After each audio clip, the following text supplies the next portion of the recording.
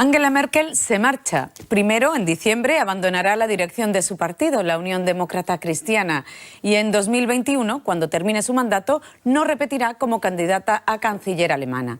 Toma la decisión después de encadenar varios fracasos en las últimas elecciones regionales y después de que las encuestas le auguren cada vez peores resultados.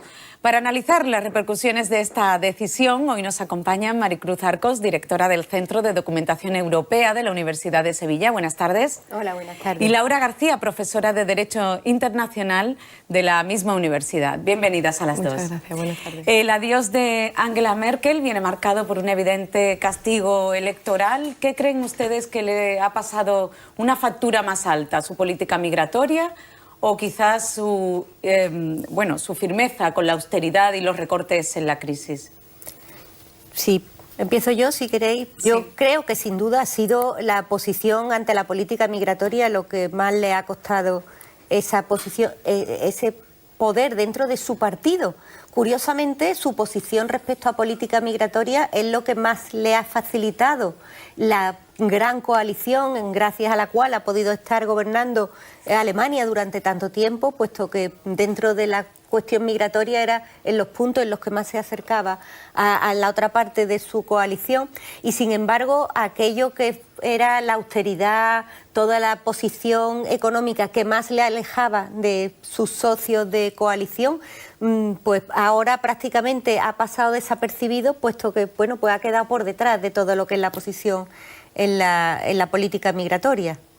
Sí, ¿coincides, Laura? Coincido totalmente con Maricruz, y bueno, esto además ha tenido el reflejo en las últimas elecciones, bueno, en los últimos reveses electorales en las regiones de Baviera y de Hesse, pero efectivamente yo creo que lo que más le ha castigado ha sido el tema de la política, su posición con respecto a la política de acogimiento de inmigrantes, sobre todo derivados de la crisis y el conflicto en Siria.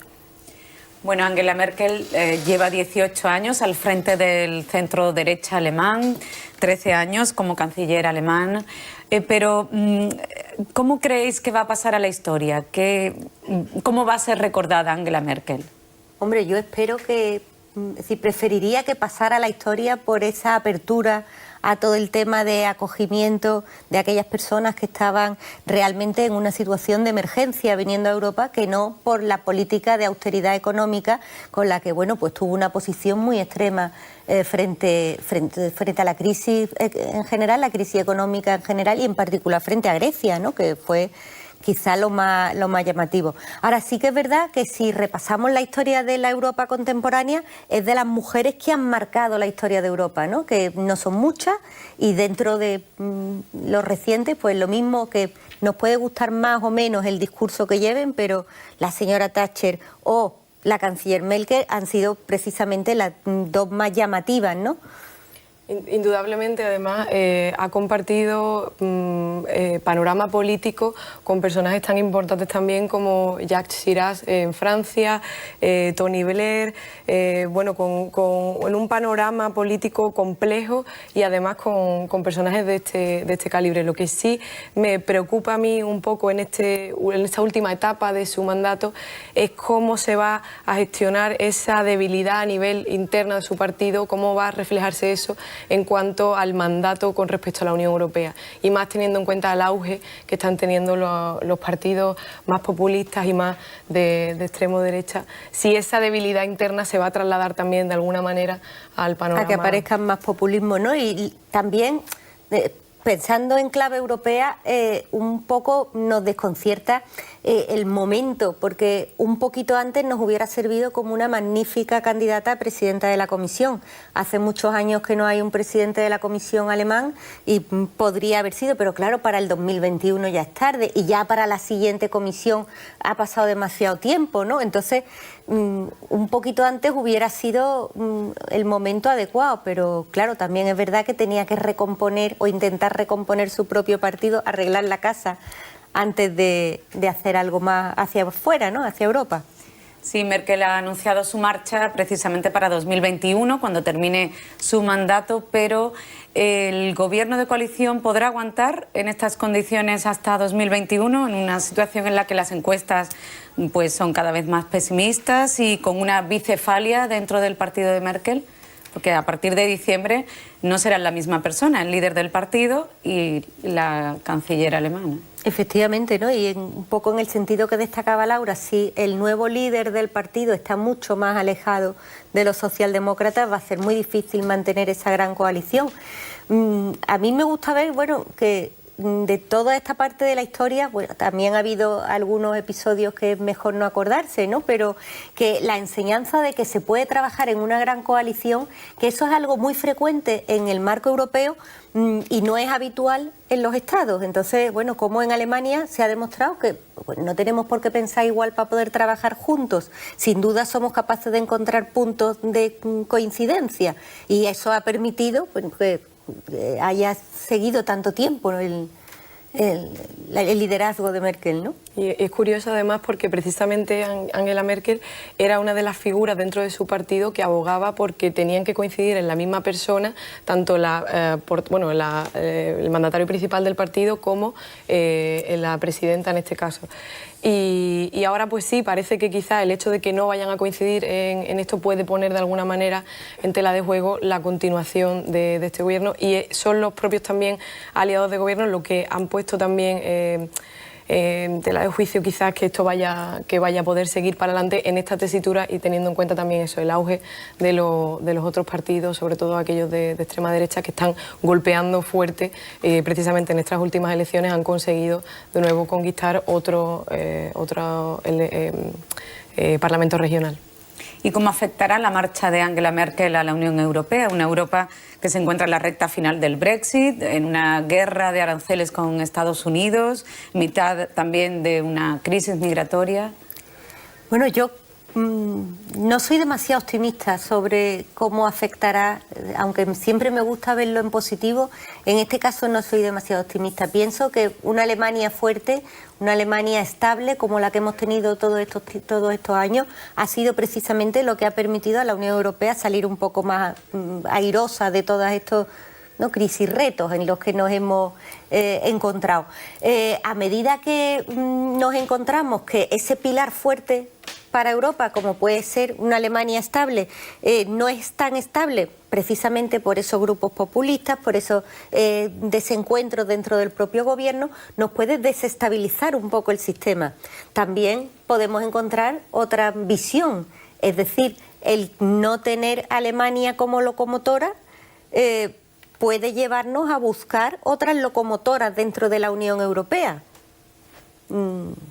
¿Por qué no Francia? ¿Por qué no España? Italia también está en que se le mueve el suelo debajo de los pies, ¿no? Pero, bueno, pues podríamos pensar, hacer un poco de política ficción. No tenemos la bola de cristal. Sí, lo que está claro es que se termina este tipo de liderazgo, el liderazgo de la austeridad, por ejemplo, totalmente. Y empiezan a surgir otro tipo de liderazgos y en un contexto en el que hay países que ya declaran su intención de desobedecer las normas de la Unión Europea, sobre todo en los presupuestos, Italia, Polonia, Hungría.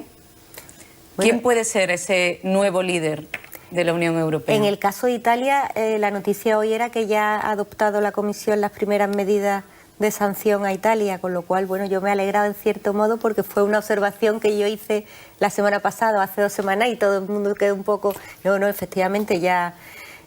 ¿Quién puede ser? Pues ahora además tenemos ahí el desafío importantísimo de las elecciones al Parlamento Europeo el próximo mes de mayo. Como consecuencia de esas elecciones, de lo que resulte de las elecciones al Parlamento Europeo, que esperemos tengan mucha participación, porque si no podemos rellenar la Cámara de no sé si saldrá un presidente de la Comisión o una presidenta de la Comisión y un grupo de comisarios que supondrán el gobierno de la Unión Europea. Si esto es realmente fuerte, la posición de los Estados nos va a dar igual. Casi es preferible que no haya ningún jefe de Estado o Gobierno especialmente brillante para que no le haga sombra a las autoridades europeas. Si ahora mismo todo el mundo sabe quién es la canciller alemana, pero si no hace falta ni salir a la calle. En el mismo estudio preguntamos, ¿y quién es el presidente del Consejo Europeo?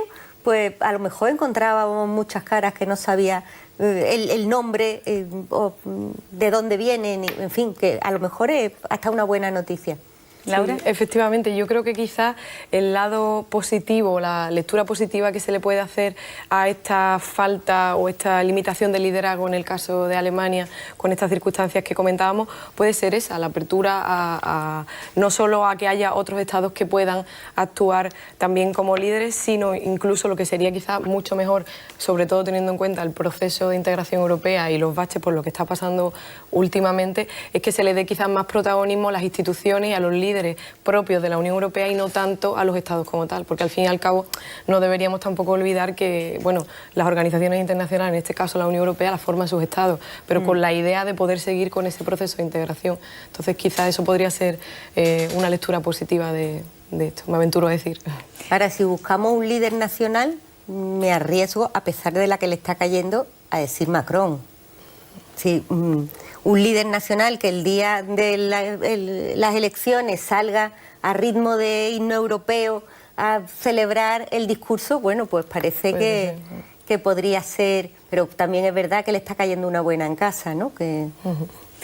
Bueno, tenemos que cambiar de asunto. El auge de la extrema derecha, de los populismos, no es un fenómeno que ocurra solamente en Europa. Vemos que Jair Bolsonaro ya es presidente electo en Brasil con un discurso xenófobo, racista, machista. Bueno, ha conseguido alzarse con la victoria. ¿Cuáles serían las claves del éxito de Bolsonaro? Bueno, yo me aventuraría a decir que el hecho de esta última hazaña electoral, porque casi la calificaría como hazaña, ¿no? De qué manera ha conquistado finalmente el poder o ha sido elegido el candidato Bolsonaro, es un síntoma de lo que vemos también en la sociedad a nivel global, un síntoma de algo mucho más fuerte, ¿no? Que es el malestar general que hay en la ciudadanía, en la sociedad, por cómo se ha estado gestionando la política también de carácter general en Occidente en las últimas décadas.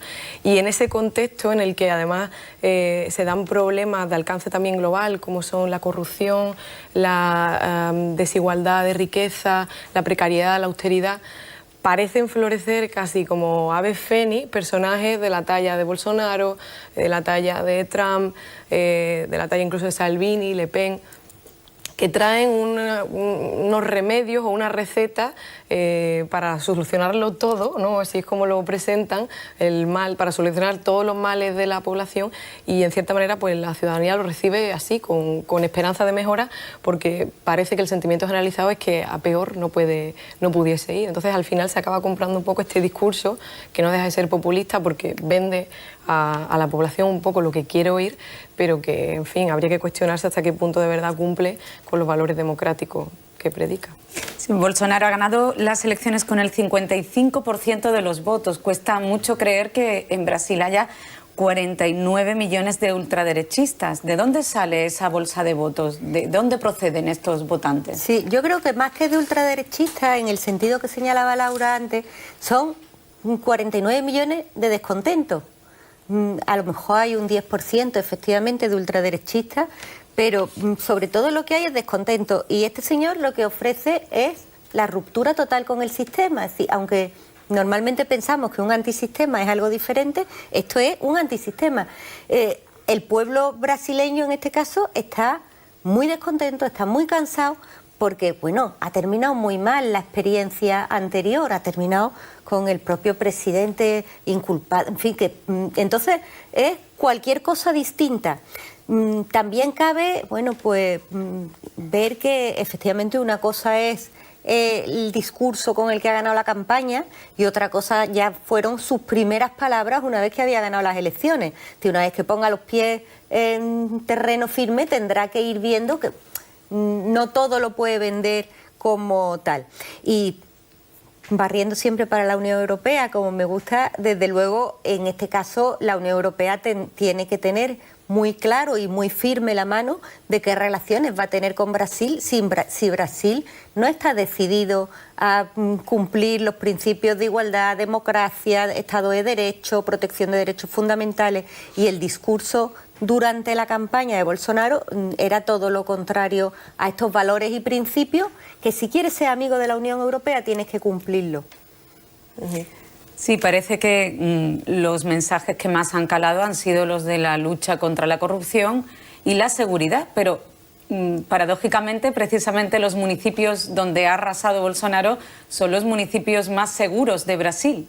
¿Cómo explican eso? Sí, es curioso porque además estas elecciones ponen de manifiesto también la tremenda fractura desde un punto de vista social que hay en Brasil.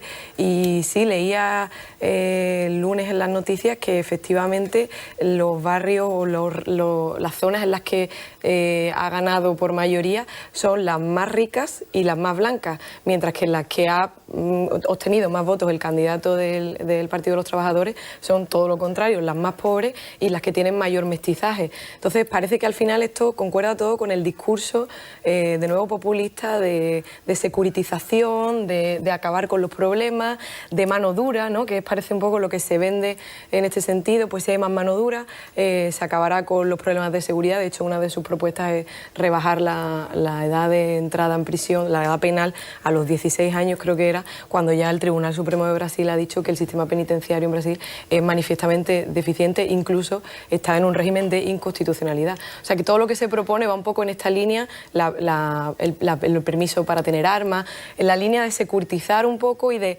mano dura, que con eso se acaban los problemas, y eso al final pues ha acabado calando en la población. Mano dura con un peso importante para el ejército. Parece que va a contar con militares en su gabinete, vicepresidente, algunos ministros, en un país donde también hubo una dictadura militar durante 20 años. ¿Qué puede suponer esto en Brasil, en la zona también? Bueno, también es verdad que el ejército es algo que progresa adecuadamente y para mí realmente fue una sorpresa. A los militares brasileños no los conozco, pero en el caso de militares españoles, que bueno, o europeos en general, que siempre teníamos la idea de militares como algo, bueno, que daba un cierto miedo, al revés, te das cuenta que efectivamente aportan seguridad, que son personas muy formadas, personas con una mentalidad moderna, con una mentalidad de protección de valores y principios. Entonces a mí esos militares no me dan miedo que estén en el gobierno. Claro, cuando estamos hablando de Brasil, a lo mejor la posición es diferente. Lo mismo ahí ya la posición es rescatar a esos viejos militares procedentes del sistema dictatorial, los que se van a incorporar en el gobierno, y esto, en fin, sí plantea alguna que otra inquietud, al menos, sí, respecto al cumplimiento del Estado de Derecho. Sí, a mí personalmente, como ciudadana, en cualquier caso, lo que me preocuparía era un poco la afirmación que él hacía de que se sentía nostálgico de aquella dictadura militar y, sí, en fin, y de todo lo que las violaciones de derechos humanos y represión que la misma conllevaba. Quiero pensar también desde un punto de vista quizás muy positivo, muy optimista, que eso es una manera de vender el discurso, pero que realmente, como decía Maricruz anteriormente, cuando ya entre a ejercer como presidente, no solo el discurso se va a rebajar, sino que va a encontrarse con una oposición, espero que así sea, no solo política, sino también de la ciudadanía, que no le permita llevar a cabo, en fin, ciertas medidas que vayan más en contra del sistema democrático de Brasil. El otro 45% de brasileños algo tendrán que decir, ¿no? Esperemos. Sí. Bueno, nos hemos quedado sin tiempo para más. Muchas gracias, Laura García, profesora de la Universidad de Sevilla, y Maricruz Arcos, directora del Centro de Documentación Europea, también de la Universidad de Sevilla. Gracias a las dos. Gracias. Ahora continúa la información en Andalucía al día, ahora con el deporte de la mano de Ángel Gámez, pero antes unos minutos de publicidad. Hasta luego.